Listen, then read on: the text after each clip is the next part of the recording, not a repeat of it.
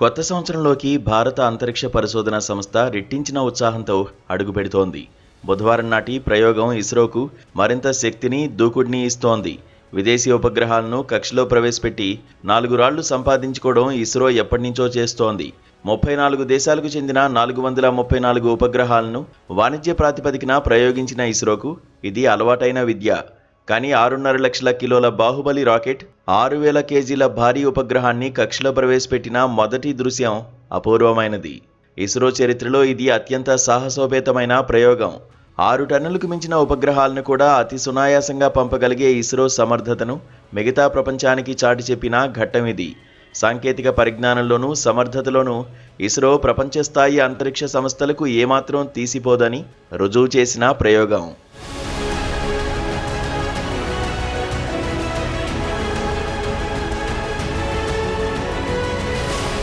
కేవలం 52 రోజుల్లో ఇస్రో చేసిన మరో సాహసం ఇది.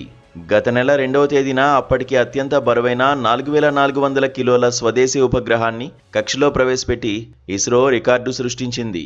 ఇప్పుడు ప్రయోగించిన విదేశీ ఉపగ్రహం బరువు మరో 1,700 కేజీలు అదనం. ఇలా 2 భారీ ఉపగ్రహాలను ఇంత స్వల్ప వ్యవధిలో ప్రయోగించడానికి ఇస్రో తనను తాను సమాయత్తం చేసుకోవడమే కాక ఒక ఉపగ్రహాన్ని భూమికి 36,000 కిలోమీటర్ల ఎత్తున ఉన్న జియో సింక్రనస్ ట్రాన్స్ఫర్ ఆర్బిట్లోకి, ఇప్పటి అమెరికా ఉపగ్రహాన్ని నిమ్న భూకక్షలోకి చేర్చడం ద్వారా ఎటువంటి విన్యాసానికైనా తాను సిద్ధమని నిరూపించుకుంది. తాజా ప్రయోగంలో 43.5 మీటర్ల ఎత్తులో ఉన్న LMV-3 M6 రాకెట్ పావుగంటలో బ్లూబర్డ్ బ్లాక్ 2 ఉపగ్రహాన్ని కక్షలో ఉంచి బాహుబలి పేరును మరోమారు సార్థకం చేసుకుంది. ఎప్పటికప్పుడు అదనపు శక్తిని సంతరించుకుంటూ బలోపేతం అవుతున్న LMV-3 రాకెట్ ఇస్రో అమితంగా విశ్వసించే జవనాశ్వం. 6 డజను సార్లు అప్పగించిన పనిని అద్భుతంగా నెరవేర్చి పేరు సార్థకం చేసుకుంది. 3 వాణిజ్య ప్రయోగాలను ఫలప్రదం చేసి అంతర్జాతీయ మార్కెట్లో ఇస్రో కీర్తి ప్రతిష్టలను పెంచింది. చంద్రయాన్ 2, చంద్రయాన్ 3 ప్రయోగాలకు చిరునామాగా నిలిచిన ఈ రాకెట్ 2027 ఆరంభంలో జరగబోయే గగనయానానికి, ఆ ఏడాది చివరన సంకల్పించిన చంద్రయాన్ 4కు కూడా అండగా ఉండబోతోంది. మరో 16 ఏళ్లలో స్వంత అంతరిక్ష కేంద్రాన్ని నిర్మించుకోవడంలోనూ, ఆ తర్వాత మరో 5 ఏళ్లకు చంద్రుడి మీద కాలునాలన్న ఆశయానికి మరింత శక్తిని దట్టించిన ఇటువంటి రాకెట్ అవసరం. 2028లో మొదలుపెట్టి 10 టన్నుల చొప్పున దశలవారీగా సామగ్రిని తరలించి 52 టన్నుల అంతరిక్ష కేంద్రాన్ని నిర్మించడం బాహుబలి రాకెట్లతోనే సాధ్యం. ఆ తర్వాత చంద్రుడి మీద కాలునడం సహా పలు మానవ యాత్రలకు భారత అంతరిక్ష కేంద్రం వేదికగా, చోదక శక్తిగా ఉపకరిస్తుంది.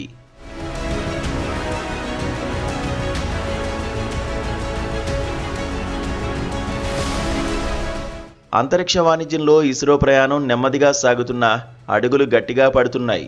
తనను తాను మెరుగుపరుచుకుంటూ, వైఫల్యాలకు దూరంగా ఉంటూ చౌకగా వ్యాపారం చేస్తోంది. మరో 10 ఏళ్లలోగా గ్లోబల్ మార్కెట్లో 8-10% వాటా సాధించగలదని ఓ అంచనా. ఇస్రో ప్రస్థానాన్ని దృష్టిలో పెట్టుకున్నప్పుడు ఇది అసాధారణ విజయం. 5 ఏళ్ల క్రితం అంతరిక్ష రంగాన్ని కూడా ప్రభుత్వం, ప్రైవేటు సంస్థలకు తెరిచిన నేపథ్యంలో ఇస్రో పునాది బలం వాటికి ఉపకరిస్తోంది. భారత అంతరిక్ష పరిశోధనా సంస్థ ఈ ఏడాది ఆరంభంలో అంతరిక్షంలో 2 ఉపగ్రహాలను అనుసంధానించి మళ్లీ విడదీసిన స్పేడెక్స్ ప్రయోగం సాంకేతిక అద్భుతమే కాదు, అంతరిక్ష కేంద్రం నిర్మాణం కలను సాకారం చేయడంలో మరో అడుగు. ఎడ్లబండి మీద ఉపగ్రహాన్ని తీసుకుపోయిన కాలం నుంచి ఈ భారీ ఉపగ్రహ ప్రయోగం వరకు సాగిన ఇస్రో ప్రస్థానం మనసు పులకరింపజేస్తుంది. బడ్జెట్ కేటాయింపుల్లో పాలకులు చిన్నచూపు చూసినా తన పని తాను చేసుకుపోతోంది. ఒకేమారు 100 ఉపగ్రహాలను విభిన్న కక్షలోకి వెదజల్లగలిగే సమర్థతని పెంచుకుంది. శతాధిక రాకెట్ ప్రయోగాలతో 550కి పైగా ఉపగ్రహాలను నింగిలోకి చేర్చింది. ఆంగ్ల చిత్రాల కంటే తక్కువ ఖర్చుతో అంతరిక్ష యాత్రలు చేస్తోంది. గగనయానాలు, చంద్రయానాలు, అంగారక అధ్యయనాలతో ఆశ్చర్యపరుస్తోంది. ప్రతి ఏటా నిర్దిష్టమైన లక్ష్యాలతో తాను వేగంగా ఎదుగుతూ దేశాన్ని స్పేస్ సూపర్ పవర్గా తీర్చిదిద్దుతోంది.